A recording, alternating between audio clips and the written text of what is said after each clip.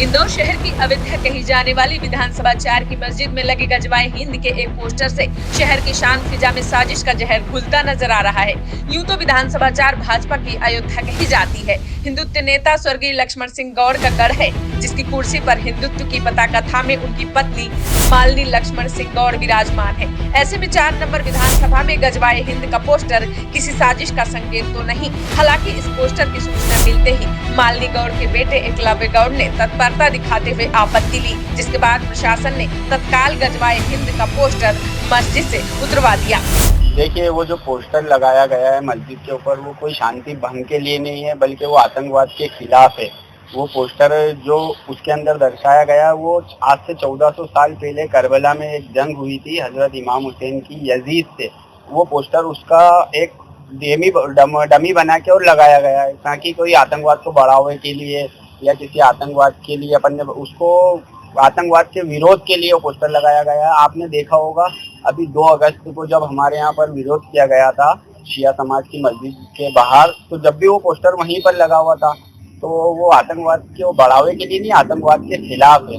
तो आपने हटा भी दिया गया है, क्यों हटाया? देखिए, उस पोस्टर को लेकर सोशल मीडिया पे काफी विवादित बयान और टिप्पणी और कुछ कमेंट्स आ रहे थे, तो इसलिए हमने प्रशासन से चर्चा कर और वो पोस्टर को हटा दिया है। देखिए, ये कागदीपुरा में एक मस्जिद पे एक आपत्तिजनक पोस्टर लगाया गया था और उसमें एक युद्ध का दृश्य दिखाया गया है और उसमें एक पक्ष को भगवा झंडे लिए हुए दिखा गया है। उस बात को लेकर हमारी आपत्ति थी कि इस प्रकार की चीजें सीधे सीधे गजवाए हिंद की तरफ इंगित करती हैं, तो उस बात को लेकर हमने आपत्ति दर्ज कराई और पुलिस ने वो पोस्टर हटवा दिया। उसके बाद बिल्कुल ये धीरे से की गई बदमाशी है, ये चांस लेने की कोशिश है और उसके ताकि किसी का ध्यान नहीं जाए, चुपचाप हम हमारा मैसेज जो है वो अब हमारी कम्युनिटी तक पहुंचा दें।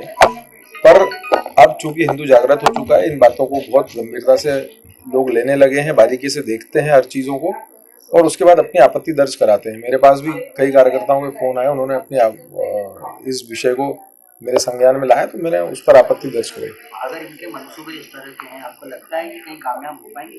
अगर नहीं है, निश्चित रूप से है। जो खुलेआम कई लोग बोलते हैं, गजवा हिंद तो एक सपना है ही।